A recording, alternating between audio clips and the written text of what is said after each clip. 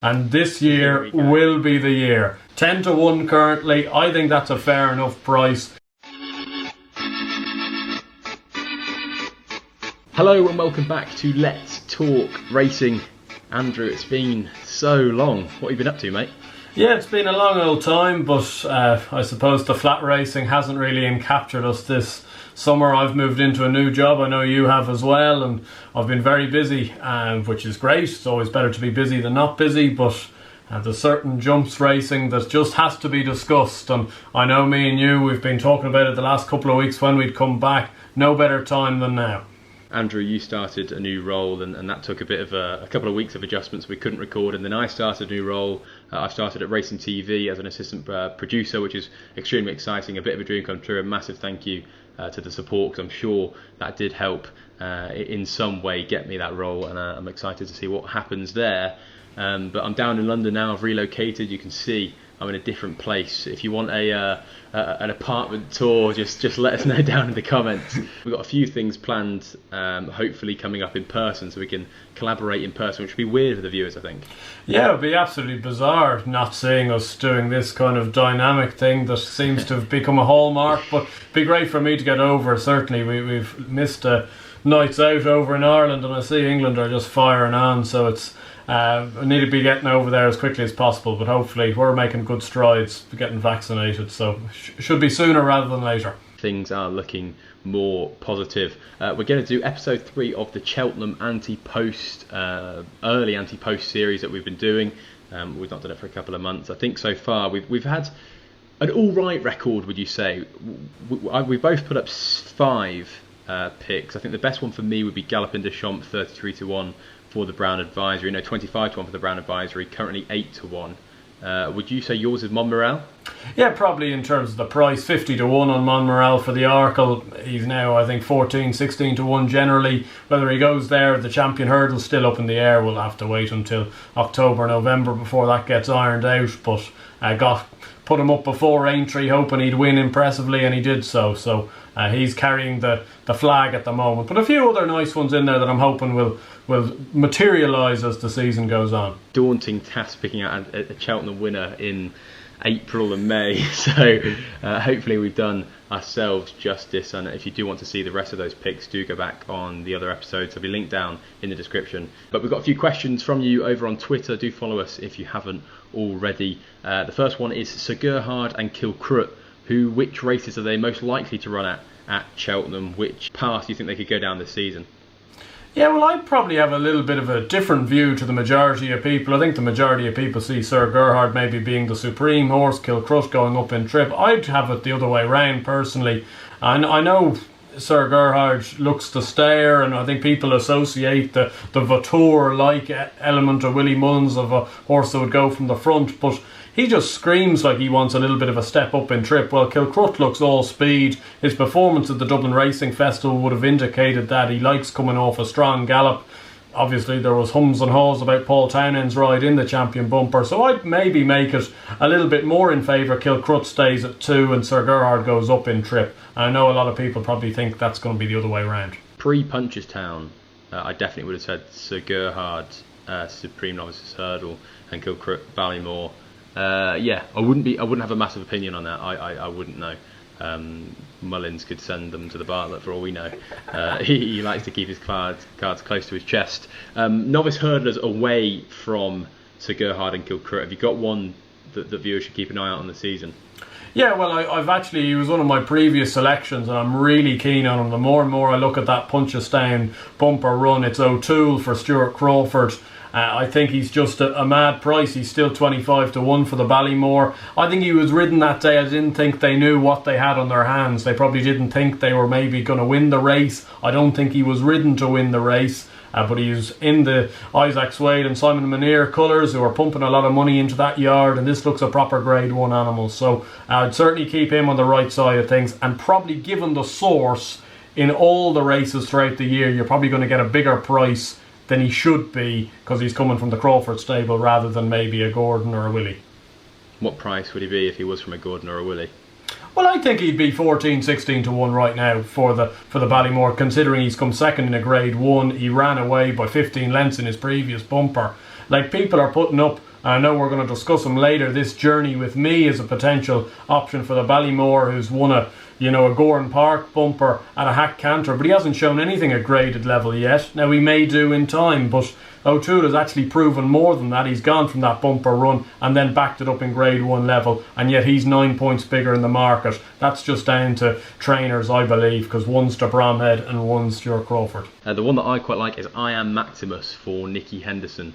He won the Cheltenham October bumper in 2020. That seems a long time ago now, but he beat Mike Drogo, who was second. He went on to win 2 grade 2s, a grade 1 at Aintree as well. We all know that he's got bundles of ability. Fourth was Smurfy Enki for Chris Gordon. He's won twice since. He's rated 135, and Chris Gordon's struggling with those horses to break the 140 barrier. I think Smurfy Enki could do that quite comfortably this season, maybe over a fence. So he's one that I keep an eye on. If we still had the Novices handicap chase, he'd be one that I'd be thinking early on for that race down the line.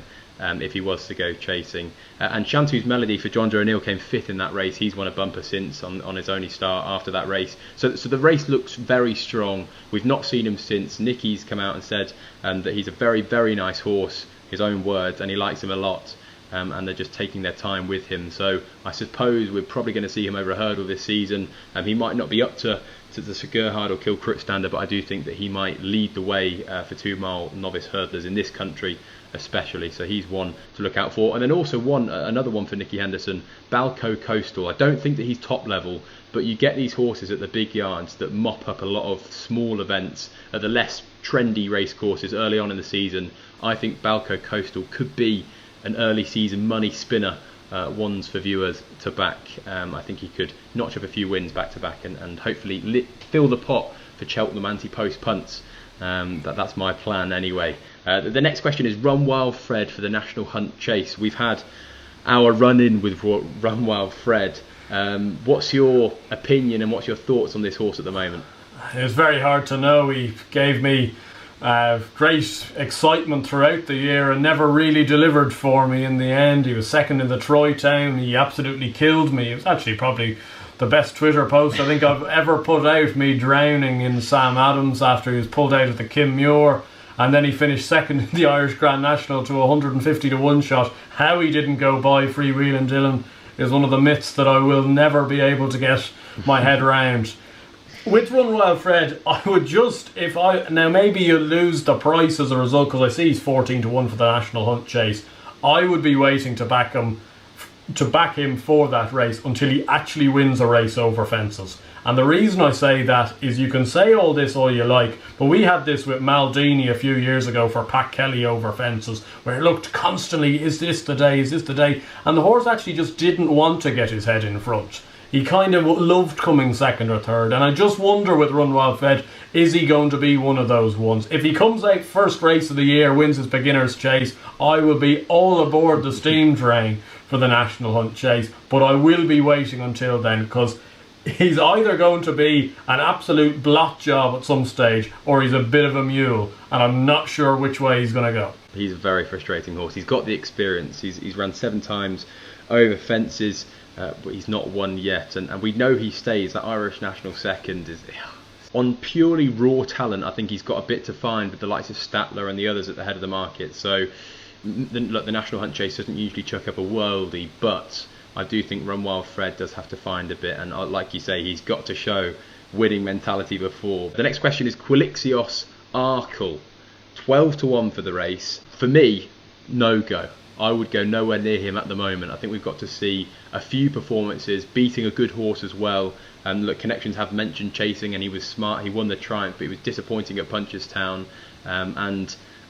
Those juveniles stepping up into open company or going novice chasing against the horses a year or two older usually have a difficult time, and I do think that he will be one of those. He'll have a difficult season, so for me, Quilixios, it'd be a write-off for the Arkle. 12 to 1 I think is pretty short. Yeah, I suppose people will look at me and say that I've put up a juvenile for the Arkle, so therefore I can't throw too many stones, and I would rule out that Punchestown run because a lot of Henrys ran below par that day. But that being said, I thought the Triumph was falsely run.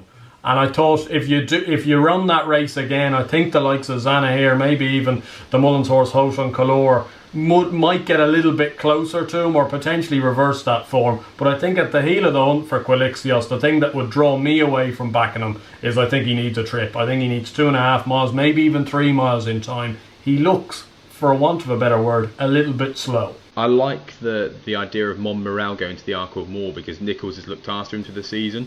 Quilixios changed yards. He had a hard race at Cheltenham. He'd have had a hard race at Punchestown as well. And those types they don't often kick on. Another one, Gin Online, Mare's Chase. I think she's ran very consistently. 5-year-old, she can improve, but Van der Blues beat her at Galway. I'm a big fan of Van der Blues. I think I put him up on a couple of podcasts. He's not got his head in front except from Galway, which we didn't preview. Typical that was. And I'm a fan of his, but I'm not sure he'd be getting within 5, 10, 15 lengths of Ellie May. So I think that she's got to step up big time. Yeah, look, she's been a mare that's taken to chasing really well this summer, but you have to remember it's summer form at the end of the day, and if she's to be winning a Mare's Chase, she would have wanted to have won at Galway. I was all over, and she didn't beat Van der Blues. She was beaten a half length. She'd want to be beating him. I'd have thought to have made that step up. She probably wants better ground as well, which you may get at Cheltenham, you may not get. So she wouldn't be for me, even though she'll be a real money spinner for connections. The final question is Journey with Me, the talking horse, won the bumper that Bob Ollinger won the year before. What do you think? I think he is underpriced in terms of that he's a shorter price than he should be, based off the fact that he's just so happens to be the same connections of an absolute beast in Bob Ollinger. I think people are reading between the lines maybe a little bit too much, and as I said earlier with himself and O'Toole, I can't believe he's 9 points shorter in the betting. It just doesn't make any logical sense. Yes, he's potentially a really nice horse. He's the type of horse that I think people think might come from left field, but the amount of people I've seen put him up, he's actually becoming a wise guy's horse even after one bumper run. And you know what I think about wise guys' horses, so he wouldn't be for me, even though I'm sure he'll come into being a very nice horse and probably a good chaser down the line. Ante-Post pick for this week. We've had some nice selections so far. What are you going to add to them? Yeah, I've got two. I've got one that people will remember the heartbreak from last year, and one that's a little bit of a new one on the block. I'm going to throw another horse into the Ballymore picture. I know I've put up O'Toole, so I know people will probably think, why is he putting in a second one? I just think this horse is being completely overlooked, and certainly another novice hurdler to keep the right side of in Willie Mullins' yard, and it's a horse called Dusart Dynamo, who won at the Punchestown Festival. He's 2 from 2 in bumpers. I think he's quite well regarded in Mullins' yard, but he seems to be one of these really lazy horses. Only does what he needs to do. But the winner's bumper he won at Punchestown had an awful lot of decent horses in behind, and I think he could go on to smart things. He's currently 25 to 1 for the Ballymore. I think after he wins a maiden hurdle first time of asking, which I'd assume he can go and do so, he'd be a much shorter price than that, and you're looking for something a bit left field. And I'll bang on with the cross-country chase. We're going to the well again with a Jas, and this year will be the year. 10 to 1 currently. I think that's a fair enough price. He obviously didn't go to Cheltenham last year. He then won me a rake of cash over in France for a few starts. Disappointed last time out when Rachel Blackmore went over to ride him, but I think he's a bit better than that, and that was a Grade 1 race as well. I think he'll be targeted at this race. He's a better horse than Easy's Land in the same stable, and you're getting double the price. So a Jas at 10 to 1, and hopefully a bit of justice. Two nice picks. We've mentioned Justice, we've mentioned Wise Guys. I'm going to be putting up Envoy Alain at 16 to 1 for the Ryanair chase.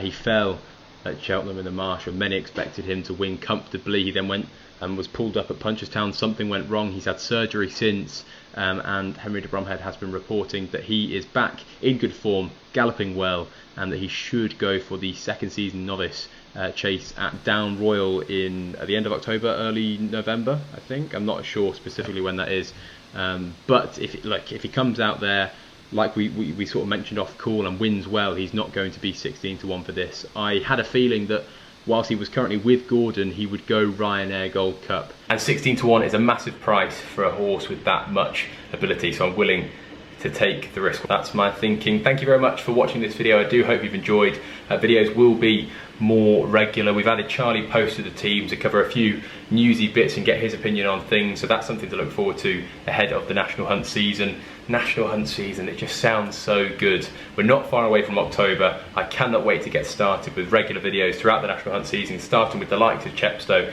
etc, etc, that are only a matter of weeks away. I can see by the smile on your face you're looking forward to that. Yeah, I can't wait to get into Chepstow and the early Irish meetings and stuff like that. Obviously we've had a bit of a glimpse in terms of Galway the last couple of weeks, but we need to get into the proper stuff and dissecting those big handicap chases on a Saturday at Wincanton. That is what dreams are made of. Take care, and we'll see you in the next video.